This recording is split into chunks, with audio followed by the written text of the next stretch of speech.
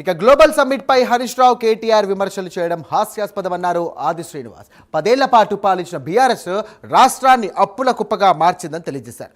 వచ్చే ఎన్నికల్లో కూడా కాంగ్రెస్ పార్టీని అధికారంలోకి వస్తుందంటూ ఆది శ్రీనివాస్ ధీమా వ్యక్తం చేశారు.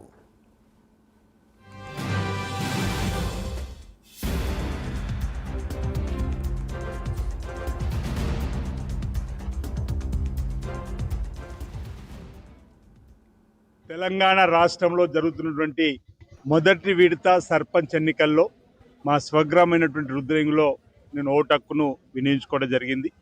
ప్రజల మూడును బట్టి ప్రజల స్పందన చూస్తే ఇటీవల జూబ్లీహిల్స్ ఎన్నికల్లో జరిగినటువంటి తీర్పు ఓలే నోట్లల్లో ఈ ప్రభుత్వానికి తమ ఆశీర్వాదం 51% ఇచ్చినటువంటి పరిస్థితే ఇక్కడ కూడా కాంగ్రెస్ పార్టీ బలపరిచిన అభ్యర్థుల వైపు మొగ్గు చూపుతున్నట్టుగా కనిపిస్తూ ఉంది.